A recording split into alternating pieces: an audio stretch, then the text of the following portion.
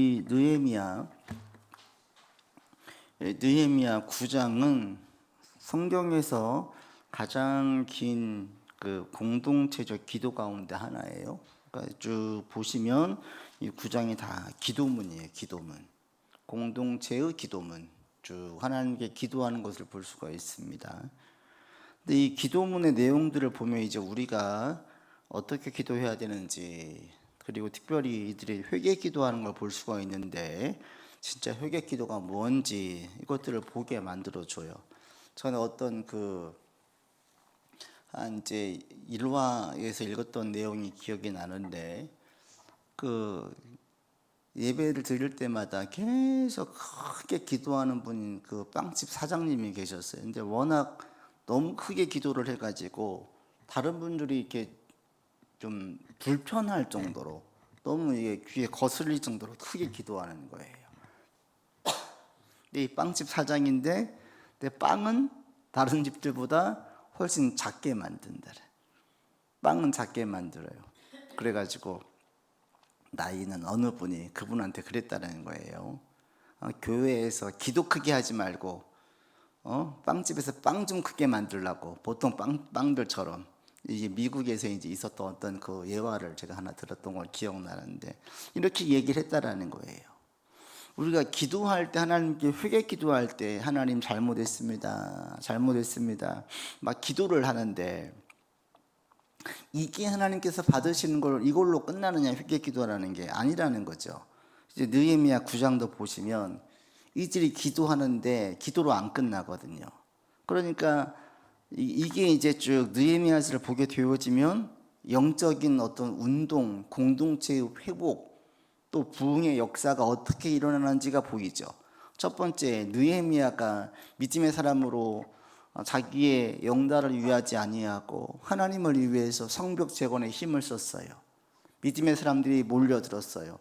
그 일을 완성한 다음에 이들이 하나님께 대한 마음이 커졌어요. 그러자 여호와의 말씀에 궁금하고 알고 싶어졌어요. 지난주에 느헤미야 8장에서 여호와의 말씀을 듣고 이들이 통곡했어요. 그리고 오늘 9장에 이제 기도하는 거예요. 말씀을 듣고 나니까 자신들이 너무나 큰 죄 가운데 있었던 거죠. 그러면서 쭉 얘기를 하는데, 이 기도, 회개 기도를 보면 그냥 하나님 잘못했습니다, 잘못했습니다, 이걸로 안 끝난다는 거예요. 이게 회개 기도가 아닌 거죠. 회개 기도는 뭐예요? 구체적으로 자신의 잘못된 부분에서 돌이키는 거예요. 이게 이제 우리 가운데 살면서 후회하는 사람, 후회로 끝나는 사람이 있어요. 참 어리석은 사람이죠. 후회로, 과거의 일들을 계속 후회로만 끝나는 사람이 있어요. 후회로만. 그런데 후회하지 않는 가장 좋은 방법은 뭡니까? 지금부터 그 후회스러운 방법을 청산하고 새로운 방식으로 살아가는 거예요. 새로운 삶을 채워 나가는 거예요. 예전에 후회스러운 거 끄집어내가지고 거기에서만 맴도는 사람이 아니라, 그거는 아쉽지만 그대로 두고 지금 그럼 내가 새롭게 새로운 방식으로 채워가는 사람들이 과거의 후회를 만회할 수 있는 최고의 방법이죠. 그런데 그렇게 하지 않는 분들이 있어요. 그래서 우리 가운데에도 진짜 기도가 뭐냐, 회개가 뭐냐, 오늘 본문을 보면 진짜 기도가 뭔지를 보여줘요. 뭐가 기도냐. 그럴 때 본문에서 크게 보여주는 거 두 가지가 있는데, 한 가지는 기도는 내 상황을 아뢰는 게 기도가 아니에요. 물론 내 상황을 아뢰지만 이게 메인이 되지 않아요. 그러니까 기도의 메인은 내가가 아니라 하나님이라는, 하나님. 내가 기도의 주인공이 아니라, 주체가 아니라 하나님이 기도의 주체가 되는 거예요. 그래서 오늘 느헤미야 9장도 보면 계속 나와 있는 게 뭐냐면 하나님의 속성이에요. 하나님이 어떤 분이신지를 계속 얘기해요. 하나님께서 어떤 분이신지. 그래서 오늘 여러분 프린트를 보시면 같이 한번 읽어보죠. 느헤미야 9장은 성경에서 가장 긴 공동체적 기도 가운데 하나입니다. 이 기도는 창조에서 시작하여 아브라함 출애굽, 광야 생활, 가나안 정착, 사사시대와 왕정시대, 포로와 현재의 상황까지 이스라엘의 역사를 하나님의 관점에서 돌아봅니다. 그러니까 이게 쭉 보면은 아브라함, 이스라엘의 그 역사를 쭉 다 얘기를 해요. 그러면서 그 속에서 임하셨던 하나님을 이야기하는 거예요. 그러니까 자신들을 얘기하지 않아요.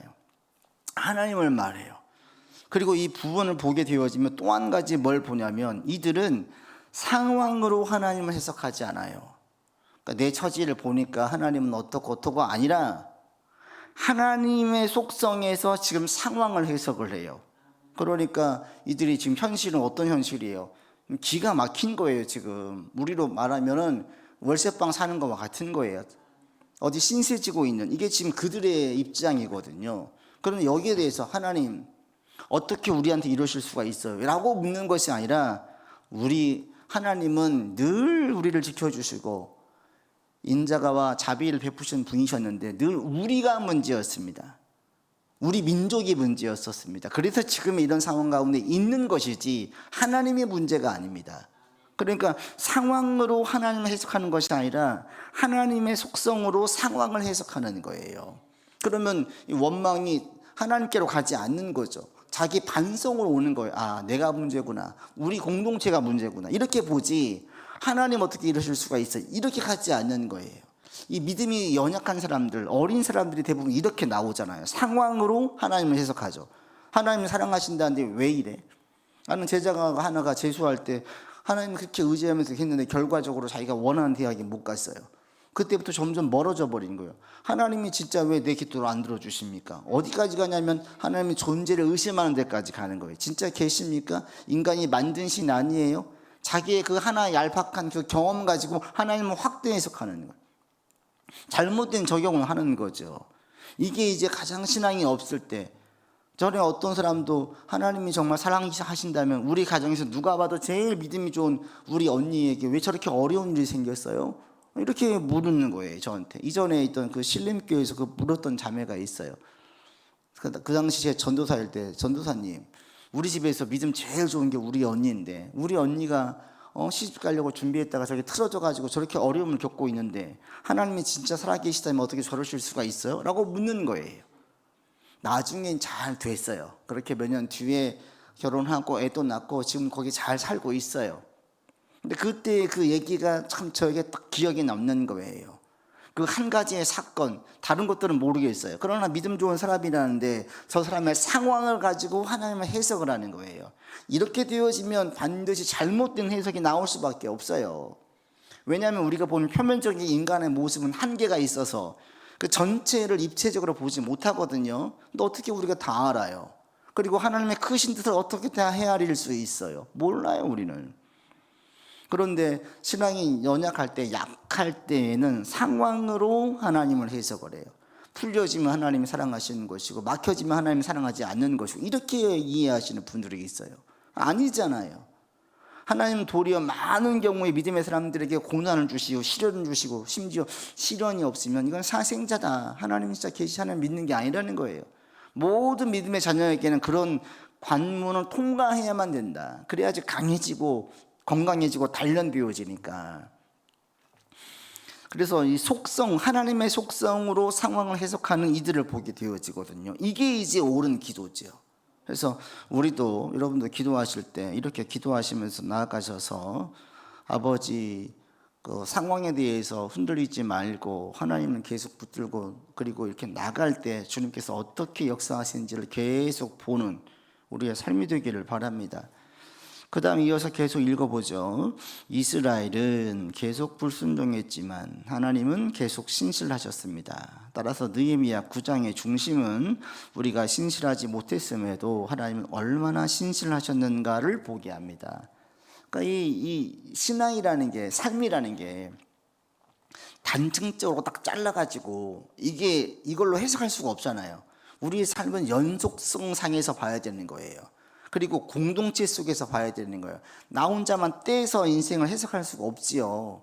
나는 우리 대한민국의 공동체 속에 있고 그리고 지금은 과거와 그 과거가 쭉 연결되어져서 지금 여기까지 왔으니까 이젠 진짜 글로벌 시대여가지고 이제는 우리 공동체만 가지고도 안 되는 거죠. 세계의 전쟁과 세계의 흐름이 우리나라에도 그대로 영향을 미치는 거죠. 세계 속에서 우리가 계속 무역을 하다 보니까 이게 이제 직접적으로 연결될 수밖에 없는 거예요. 이런 전체를 보면서 상황을 봐야지 그거를 보지 못하고 단편만 가지고 본다는 것은 매우 협소한 시각이잖아요. 편협되어진 시각을 가지고 보니 제대로 해석이 될 수가 없지요. 오늘 본문의 이 백성들은 이렇게 그 쭉 역사를 나열하면서 거기에서 하나님의 속성을 이야기하고 그것에 근거해서 자신들의 신앙을 좀 살피는 것을 보게 되어져요. 1번 읽겠습니다. 이스라엘 백성들은 말씀을 들은 후 어떤 모습으로 하나님 앞에 나아갔으며 무엇을 회개했습니까? 박스에 보시면 굵은 베옷을 입고 흙을 뒤집어 쓰고 금식했어요. 완전히 낮아진, 자기를 비우고 그리고 하나님 앞에서 겸허하게 나가는 이들의 모습을 보죠. 이게 이제 흙먼지가 이는 거에 대한 표현이에요. 흙먼지가 일었을 때 그냥 그걸 다 피하지 않고 그냥 맞았다는 거죠. 바람 불고 하면 흙이 막 불잖아요. 이거 그냥 다 맞으면서 있었다라는 거예요. 그러면서 주님 앞에 서는 거예요. 그래서 주 앞에 겸허하게 있을 때에 하나님의 말씀을 듣는 거예요. 거기에 보시면 이들이 어떻게 했냐. 하루에 4분의 1, 낮에 4분의 1, 3시간 정도는 말씀을 듣고 또 3시간 정도는 하나님께 회개하면서 찬양하는 시간을 가진 거예요. 상당히 긴 시간이잖아요. 근데 그들은 그것을 그 시간 동안에 그렇게 있으면서 요 앞에서 통회하고 진심으로 말씀을 듣고 그리고 회개하면서 주님께 나가는 것을 보게 되어죠. 이것이 그들 가운데 영적인 부흥처럼 아주 크게 전체적으로 그들 가운데 영향을 미쳤어요. 그럴 때 이제 제일 첫 번째 레위 사람들이 이렇게 기도하죠. 이번에 보시면 회개 기도를 시작을 해요. 그래서 어떻게 하냐. 레위 사람들은 먼저 기도할 때 박스 읽겠습니다. 레위 사람들은 먼저 하나님을 높입니다. 특히 하나님을 홀로 여호와이신 하나님, 하늘과 하늘들의 하늘과 모든 만물을 지으신 분, 만물을 보존하시는 분, 천군이 경비하는 분으로 고백합니다. 그러니까 기도의 포커스가 어디가 있어요? 하나님, 내 처지가 어떻고 우리가 지금 어떻고 우리 민족이 어떻고가 아니라 하나님이 어떤 분이신지를 먼저 보는 거예요. 그래서 이게 기도의 옳은 정석이죠. 기도라는 것은 내 입장에서 출발하는 것이 아니라 하나님을 보면서 하나님이 어떤 분이신지를 먼저 본 다음에 거기에서 자기를 비추어 봐야 되는 거예요. 그래서 레위 사람들이 기도할 때 제일 첫 번째 했던 게 하나님의 크심, 하나님의 위대하심, 이걸 찬양해요. 여러분들 개인적으로 기도할 때 이렇게 기도하세요. 신앙이 어린 연약할 때에는 내 상황만 막 이야기하는데 이제 신앙이 성장하면 할수록 어떻게 이렇게 기도가 나와야 되는 거예요. 하나님이 어떠하신 분이신지를 이야기하는 거예요. 그러면서 그 속에서 지금 자기 현실을 바라보면 영적인 해석이 나와요. 그러면 거기에는 반드시 소망이 나오고 인내가 나오고 담력이 생기는 거예요. 하나님은 살아계시고 나를 사랑하시고 끝까지 지키고 보호하시고 또 모든 게 합력해서 선을 이루실 수 있는 전능하신 분이시니까 이 믿음이 있기 때문에 하나님이 크심을 묵상하고 찬양하면서 자기 현실을 재해석을 하면 여기에서 이런 좋은 반응들이 나올 수밖에 없어요. 그래서 우리 믿음의 기도는 비탄, 절망, 그리고 소망 없음 이렇게 끝나지 않아요. 항상 소망으로 이어지는 거예요. 우리는 죽을 때까지 천국 가는 그날까지 소망 가지고 사는 사람들이에요. 이게 여러분들 가운데 있어지기를 바랍니다. 그래서 기도를 출발은 어떻게 했어요? 출발점이 자기 자신이 아니에요. 하나님이에요. 하나님이 어떤 분이신지를 얘기하고 있어요. 우리도 이렇게 하나님의 크심을 먼저 생각을 하고 그리고 볼 수 있기를 바랍니다. 그러면서 3번 보시면 기도가 어디로 이어져요? 아브라함. 3번 보겠습니다. 하나님께서는 아브라함을 어떻게 부르셨으며 그의 후손에게 어떤 약속을 주셨습니까? 여기서 보시면 이제 처음에 하나님의 크심을 이야기한 다음에 자기 민족의 조상이라고 할 수 있는 아브라함을 언급해요. 그럴 때 아브라함은 어떤 부분을 이야기하느냐 같이 읽겠습니다. 하나님께서는 아브라함을 갈대아 우르에서 이끌어내시고 아브라함이라는 이름을 주셨습니다. 그리고 그와 언약을 맺으시고 그의 후손에게 가나안 땅을 주겠다고 약속하셨습니다. 이스라엘의 역사는 인간의 계획으로 시작된 것이 아니라 하나님의 선택과 부르심에서 시작되었습니다. 그리고 하나님께서는 약속하신 것을 이루셨습니다. 이게 복음인데 첫 번째는 뭐냐면 하나님께서 선택하고 부르셨다라는 거예요. 우리가 다 마찬가지죠. 내가 하나님을 믿은 것이 아니라 하나님이 불렀어요. 예수님께서 12제자를 불렀어요. 하나님께서 아브라함을 불렀어요. 다윗을 불렀어요. 선지자들을 불렀어요. 그들이 온 것이 아니라 하나님이 그들을 부른 거예요. 쓰신 거예요. 우리도 마찬가지예요. 하나님께서 우리를 불렀어요. 그래서 복음도 보시면 주님께서 다 초대한다고 하잖아요. 그랬더니 바빠가지고 못 온다. 그럼 내버려 둬라. 이방인에게 가라. 초청하는 거예요. 초청. 부르신 거예요. 오늘 본문도 마찬가지죠. 이걸 언급하는 거예요. 하나님께서 아브라함을 불러서 아브라함이 되게 하셨습니다. 이게 하나님께서 부르심. 그리고 그 주신 그 약속을 다 이루셨습니다. 이 두 가지를 얘기하고 있어요. 하나님은 어떤 분입니까? 우리를 부르신 분이에요. 부른 다음에 어떻게 하셨습니까? 우리 가운데 약속하신 것들을 다 성취하시는 분이에요. 이걸 지금 얘기하고 있어요. 그러니까 여기 쭉 보시면 자기들 얘기가 없잖아요. 그러니까 여러분도 마찬가지예요. 예배 드릴 때, 신앙생활 할 때 모든 초점이 이렇게 하나님에게로 가 있어야 되는 거예요. 그럴 때 3번에서 하나님은 어떤 분이시냐? 우리를 부르신 하나님. 그리고 주신 약속을 성취시키는 하나님. 이걸 이루신 하나님.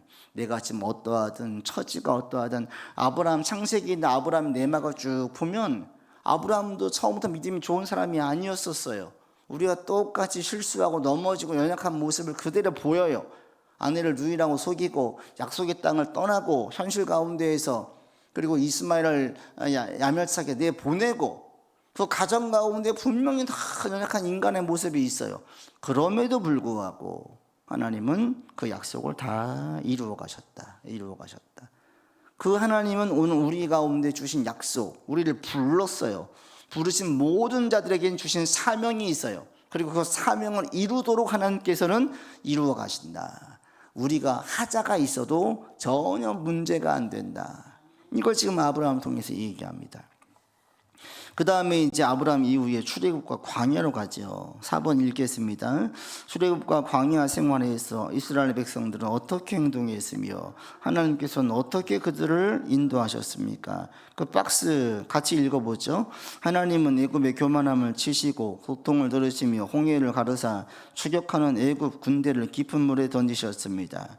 하나님께서는 애굽에서 이스라엘의 고통을 보시고 그들의 부르짖음을 들으셨습니다. 홍해를 가르셨고 구름 기둥과 불 기둥으로 그들을 인도하셨으며 신내산에서 의로운 규례와 진정한 율법을 주셨으며 하늘 양식과 만나의 물을 공급하셨습니다. 백성은 불순종했지만 하나님은 버리지 않으셨습니다. 사람의 실패, 하나님의 신실하심이 서로 대조됩니다. 하나님께서는 백성들이 연약함에도 불구하고 언약을 지키셨습니다. 한 가지 또 얘기하는 게 뭐예요? 계속 얘기하는 게 출애굽하면서 광야 생활 가운데에 이 백성의 불순종한 모습들, 목이 곧은 백성들, 끝까지 반복하는 모습들, 이걸 지금 얘기해요. 이걸 기도 속에서 쭉 우리가 읽지 않았지만 얘기를 해요. 우리 조상들이 미화시키지 않아요. 우리 조상들이 이렇게 좋은 조상들이었다, 믿음이 좋은 사람이었다라고 얘기하지 않고 인간이 얼마나 연약한 존재인지, 우리 조상들이 얼마나 부족했는지를 얘기해요. 이게 성경적인 모습이죠. 성경은 보면 볼수록 성경을 올바르게 보는 것은 뭐냐? 인간이 얼마나 연약한 존재이고 인간이 얼마나 하자가 많은 존재인지, 그럼에도 불구하고 하나님은 그런 인간을 통해서 얼마나 크고 위대한 일들을 행하시는지 이걸 보는 거예요. 그러니까 성경은 보면 볼수록 영웅전, 위인전이 아니라 하나님의 크심, 인간의 미약함, 이것을 그대로 우리 가운데 폭로하고 있어요. 이걸 볼 줄 알아야 되는 거예요. 그래서 오늘 본문도 마찬가지인데 이들이 옳은 기도죠. 인간을 미화하지 않아요. 조상들을, 우리 부모님이 얼마나 위대한 분이었고 우리 민족이 얼마나 위대한 민족이었고 저 사람이 저렇게 되기까지 얼마나 위대한 부분이 있었고 아니라는 거예요. 거기에 포커스를 두지 아니하고 인간의 연약함, 자기 조상들의 목이 곧음, 교만함, 이런 것들을 쭉 얘기하는 것을 볼 수가 있어요. 그래서 여기 보면은 계속 대조되는 게 뭐냐면 사실은 느헤미야 9장 전체에서 나오는 대조인데, 한 가지는 우리 처음 부분을 읽었을 때 나왔죠. 인간의 불순종, 계속 자기 민족은 불순종했대요. 그런데 하나님은 계속 신실을 하셨대요.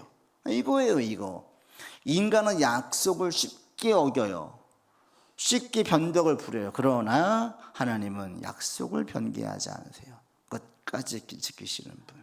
심지어 인간들이 어겨도, 그럼 네가 어겼어 그럼 나도 어길게, 이게 아니라 인간들이 어겨도 하나님은 끝까지 그 약속을 지키신다는 거예요. 이 백성을 지키신다고 했어요. 끝까지 지키시는 거예요. 그런 하나님이었음을 그래서 고백을 해요. 그래서 하나님이 어떤 분이시냐, 인간들이 약속을 어겨도 하나님 약속을 어기지 않는 분으로 얘기해요. 하나님이 손해보시는 거잖아요. 약속이란 게 양자가 서로 합의를 했으면 똑같이 지켜야 되는 것이지, 한쪽이 파기했어요. 그럼 상대방을 지키면 그 사람은 바보잖아요. 하나님은 그랬다라는 거예요. 그래서 이 민족을 여기까지 오게 하셨다라는 거예요. 그리고 난 다음에 이제 가나안 땅에서의 그들의 이 모습을 또 이야기합니다. 5번 읽겠습니다. 이스라엘 백성들은 가나안에 들어간 후 어떻게 반복적으로 하나님을 거역했으며 하나님께서는 어떻게 반응하셨습니까? 박스 읽겠습니다. 하나님께서는 이스라엘에게 가나안 땅을 주셨지만 백성들은 풍요를 누리면서 하나님을 거역했습니다. 그들은 율법을 버리고 선지자들을 죽이거나 핍박했습니다. 하나님께서는 그들을 대적의 손에 넘기셨지만 백성들이 부르시면 다시 구원하셨습니다. 이 과정이 반복됩니다. 죄가 징계로, 징계가 부르짖음으로, 부르짖음이 하나님의 구원으로 계속 이루어지는 걸 볼 수 있어요. 그러니까 여기에서는 참 유용한 게 이 백성들을 어떻게 해요? 가나안 땅에 들어갔어요. 하나님 주신 것을 누려요. 풍요롭게 누리고 있어요. 근데 그 가운데 어떻게 돼요? 풍요로워지니까, 거기 있는 것처럼 풍요로워지니까 하나님을 거역하는 거예요. 자신들이 원래 잘난 것처럼, 자신들이 원래 이런 태생인 것처럼. 뭐 얼마 전에 그 기사 보니까 어느 아파트에서는 그 갑질을 한다 그래요. 뭐 택배 그 라이더 하시는 분들이 그 아파트는 출입부터 뭐 신분증 맡겨야 되고 걸어서 들어가야 되고 또 거기서 뭘 해야 되고 이게 쭉 나오더라고. 그래서 거기는 안 가려고 한다. 이게 그럼 시키지를 말든지. 그러니까 갑질 갑질을 하는 거죠. 우리는 니들과 달라. 여기는 특별한 곳이야. 여기는 아주 비싼 아파트야. 우리는 다른 사람들이야. 이런 걸 계속 그들 가운데 사회적으로 보여주는 거예요. 그게 옳은 것이냐? 아닌 거죠. 근데 풍요에 빠지면 인간들이 그런 모습이 있어요. 나는 니들과는 달라. 너희들 보지 못한 거 나는 보아서 여기까지 온 거야. 이런 자기 우월감에 취해져 있는 사람들이 많아요. 이 백성들이 가나안 땅에 들어가서 풍요로워지자 거기에 취해 있는 거예요. 그러니까 율법을 버리고 하나님의 선지자들을 보냈더니 그들을 죽이는 거예요. 풍요 가운데 주신 그 복을 누리는 그 풍요 속에서 하나님을 거역하고 율법을 등지고 회개를 촉구한 선지자를 죽여서 모독하는 것을 보게 되어져요. 그러니까 우리가 신앙생활할 때 사실은 고난 가운데에서 시험 드는 경우보다는 풍요 가운데에서 시험 드는 경우가 훨씬 많아요. 고난 가운데 신앙이 변질되어지고 넘어지는 사람보다 풍요 속에서 변질되고 넘어지는 사람들이 훨씬 많아요. 그죠? 풍요로워지면 인간이 어리석어져요. 잠언서에 있는 말씀이 딱 맞아요. 나로 너무 부하게도 마옵소서. 왜? 너무 부해지면 내가 하나님을 모른다 할까 두렵습니다. 자기 잘났다 이거예요. 하나님 모른다. 하나님 필요 없다. 내가 다 할 수 있다. 내가 이렇게 많이 있는데 사람들이 나를 이렇게 우러러보는데 내가 이렇게 대단한 사람인데 이렇게 나가는 거예요. 그 신천지 이만희가 그 보면은 지금도 그렇게 난리더라고요. 얼마 전에 그 미얀마에 있는 그 선교사님 최준용 선교사님과 엊그제 통화했어요. 엊그제 통화했는데 목사님 여기도 이단이 장난이 아니에요. 그래 이단이. 신천지가 거기도 와가지고 난리를 친대요. 얘네가 돈이 1년에 1조가 들어온다. 1조. 헌금이 1조래요. 그 수가 교세로 뭐 20만 명이 넘는다고 얘기를 해요. 그런데 그들이 그 교리가 뭐예요? 14만 4천 명이에요. 14만 4천 명. 근데 지금 20만 명이 넘어버린 거예요. 그럼 어떻게 해요? 그랬더니 순위를 정해놓는 거예요. 14만 4천 명 안에 드는 사람들만 영생할 수 있다. 그리고 누굴 믿는 거예요? 이만희를 믿어야 되는 거예요. 이만희를. 근데 이만희가 지금 90이 넘었잖아요. 보시면 알겠지만 나오는 보면 그냥 완전히 그냥 할아버지 힘이 빠진 할아버지가 됐어요. 자기도 영생한다고 했는데 그냥 죽을 거 아니에요. 뭐 언제든 죽을 수 있는 나이가 됐잖아요. 90 넘었으니 이제 감기로도 돌아가실 수가 있는데 그럼 어떻게 할 거야 그 교리를. 근데 어리석게도 인간이 그렇다라는 거예요. 이만희 씨 같은 경우에 처음에 비인가된 학교에서 그렇게 공부했다고 하잖아요. 그래서 자기가 교리를 만든 거예요. 이 땅에서 천국을 이룰 수가 있다. 약속된 14만 4천 명이 있다. 이게 얼마나 어리석은지. 조금만 시야를 확장시키면서 전 세계에 믿는 사람들이 얼마나 많은데 그 수를 정수 14만 4천 명으로 보는 어리석음을 범하나 이거예요. 거기에 빠져 있는 자들이 얼마나 우매해요. 또 점조직으로 잘 짜여져 가지고 얼마나 그들이 관리하는지 몰라요. 그 돈이 1조가 있으니까 그 돈을 막 쏟아 붓는 거예요. 교세 확장에. 얼마나 어리석어요. 자기는 특별하다 이거예요. 이 말이 자기는 대단하다 이거예요. 한낱 인간에 불과합니다. 다 죽어요. 그래서 이 백성들이 풍요로워지자 하나님께서 크게 역사해 주시자 거기에서 교만에 빠져 있었던 자기 조상들을 이야기를 해요. 그러니까 이걸 그대로 고백하는 거죠. 우리가 이제 집안마다 어떤 족보를 만들 땐 절대 안 좋은 얘기 안 넣잖아요. 근데 아니에요. 이 백성들이 옆에 쓰자 우리 민족이 그렇게 대단한 민족이 아닙니다. 이렇게 거역하고 이렇게 불순종하고 이렇게 쉽게 교만에 빠지는 민족입니다 라고 이 얘기를 하는 거예요. 그러면서 이 진짜 옳은 고백이 6번으로 이어지는 겁니다. 같이 보겠습니다. 백성들은 자신이 처한 현재의 상황을 어떻게 고백했으며 그들이 하나님께 무엇을 인정했습니까? 박스 읽겠습니다. 백성들이 자신들이 당하고 있는 고난이 결코 하나님의 잘못 때문이 아니라고 고백합니다. 34절은 우리 왕들과 방백들과 제사장들과 조상들이 주의 율법을 지키지 아니하며 주께서 그들에게 경계하신 말씀과 증언을 순종하지 아니하였나이다 라고 말합니다. 자신들이 겪는 아술랑 이후의 모든 곤란에 대해 우리가 당한 모든 일에 주는 의로우시니 우리는 악을 행하였사오나 주께서는 진실하게 행하셨음이니이다 라고 인정합니다. 하나님은 의로우시지만 자신들이 잘못했다는 사실을 인정하는 거예요. 지금의 처지 이스라엘 처지는 참 처량해요. 신세 처량해요. 성벽 하나 짓는 것도 이렇게 힘들었었어요. 외세에서 계속 흔들어댔었어요. 그들 가운데에도 힘 있는 자들이 별로 없어요. 신세 처량한데 이 처량함에 대해서 하나님 왜 우리를 이렇게 만드셨습니까? 원망과 따짐으로 가지 아니하고 자신들이 솔직하게 인정하는 거예요. 우리의 조상들과 우리들이 불순종해서 그랬다. 그럼에도 불구하고 하나님이 이런 우리를 내치지 아니하시고 지켜주셔서 그래도 여기까지 왔다. 이거 고백이에요. 이게 객관적인 자기 자신들에 대한 객관화죠. 객관화. 아, 우리가 원래 이런 존재들이었어. 근데 인간은 그렇게 보지 않습니다. 대부분 다 자기 중심적으로 봐요. 문제가 터지면 다 자기 입장에서만 문제를 해석하려고 해요. 이걸 하나님께도 그대로 갖다 들이미는 거예요. 하나님 왜 나한테 이러실 수가 있어요? 제가 상담을 받다 보면 기가 막힌 경우가 뭐냐면 모든 결정과 모든 생각은 자기가 다 했어요. 그리고 벌어진 일에 대해서 하나님께 원망하는 거예요. 하나님께 묻지도 않았어요. 하나님 뜻대로 가지도 않았어요. 자기가 생각하고 자기가 결정하고 자기 보기 자기 소견에 옳은 대로 행했는데 결과가 안 좋아졌어요.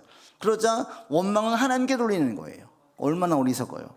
이런 인간들이 얼마나 많은지 몰라요. 모든 과정마다 하나님께 묻고 주님의 뜻을 따라서 생겼다면 하나님 왜 그래요? 할 수 있어요. 그게 아니에요. 다 자기 원하는 대로 해놓고는 나중에 결과에 대해서 하나님께 따지는 거예요. 저 사랑하신다면서요. 살아계시다면서요. 저를 보호하신다면서요. 그런데 왜 이런 어려움이 있어요? 그 원인과 책임을 결과를 하나님께 돌리는 거예요. 자기가 다 일을 저질러 놓고. 근데 이 백성들은 그렇게 가지 않았어요. 자신들의 잘못으로 지금의 상황에 서 있음을 인정하고 그리고 회개하는 거예요. 이게 진짜 회개죠. 그리고 진짜 회개는 7번으로 이어지는 겁니다. 읽겠습니다. 이스라엘 백성들은 긴 역사적 회개를 마친 후 어떤 언약을 세웠으며 이것이 오늘 우리에게 주는 교훈은 무엇입니까? 38절을 같이 한번 보겠습니다. 같이 읽겠습니다. 우리가 이 모든 일로 말미암아 이제 견고한 언약을 세워 기록하고 우리의 방백들과 레위 사람들과 제사장들이 다 임봉하나이다. 뭐 했어요? 서면 다큐멘터리 서면을 만들어 놓고 다 도장 찍었어요. 회개는 말로만 하는 게 아니에요. 새로운 언약에 대한 결단으로 이어지는 거예요. 오늘 박스에 보시면 하나님께서 베푸신 은혜를 기억하고 앞으로는 하나님 말씀에 순종하겠습니다라는 공동체적인 결단이 있었어요. 그것이 부흥과 회복의 시작이에요. 그러니까 이들이 지금 느헤미야서 쭉 보면 어떻게 공동체가 회복되어진지를 우리 가운데 보여줘요. 아, 이런 식으로 해야 되는구나. 그러니까 우리 교회에도 저도 여기서 많은 인사이트를 얻는데 교회가 어떻게 부흥해야 되는지를 보여주는 거예요. 믿음의 사람들이 믿음의 일에 힘쓸 때에 거기에 사람들이 반응하게 되어지고, 그들 가운데 말씀을 사모하고 진지하게 기도하고 주의 말씀 앞에 겸손하게 서는 사람들이 늘어나고, 그들이 모여서 자기를 객관화시켜 보고 자기 합리화에 빠지지 아니하고 자기를 객관화시켜 보면서 자신을 입장, 자기 처지를 보는 것이 아니라 하나님의 크심을 보면서 거기에서 자기를 재해석하는 사람들, 거기서 반응을 하는 사람들, 거기서 뭔가 트름이, 뭔가 막 용트림이 있는 거죠. 바뀌어지는 거예요. 그런 가운데 역사가 있는 거예요.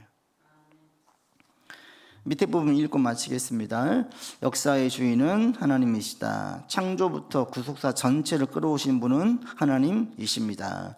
하나님의 하나님은 인내와 은혜에 비해 인간은 지속적으로 무지하고 폐역했습니다. 이게 인간과 하나님의 엄청난 차이죠. 이것을 이들은 그대로 고백하면서 하나님께 회개하고 돌이키고 새롭게 공동체를 세우겠다라고 다짐을 했어요. 우리의 신앙, 또 우리 이게 이제 특히 한국 교회 가운데 주는 메시지가 너무나 분명한데, 안주해 있고, 그리고 스스로 우리 교회는 대단한 교회야 이렇게 잘못된 착각에 빠져 있고, 우리 목사님 대단한 목사님이야, 우리 교회 장로님 권사님 훌륭하신 분이야 착각하는 분들이 있다라는 거죠. 그게 아니다. 다 죄인이다. 하나님의 은혜로 하나님의 그 참으심으로 여기까지 온 것이지 인간들이 대단해서가 아니다. 우리도 마찬가지예요. 우리가 지금 여기 있는 것도 하나님께서 우리한테 한없이 참아주시고 자비를 베풀어 주시고 용서하셨기 때문에 지금 여기 우리가 앉아 있는 거예요. 이 사실을 망각하지 않고 계속 믿음 가운데에서 나갈 수 있기를 바랍니다. 이 시간 기도합시다.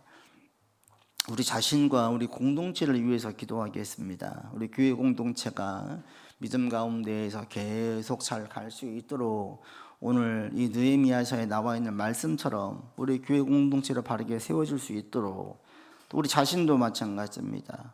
자기 합리화에 빠지지 아니하고 늘 말씀으로 나를 돌아보고 하나님의 크심을 찬양하면서 하나님의 역사가 우리의 삶에 있어지기를 계속 바라면서 나아가기를 원합니다. 기도합시다.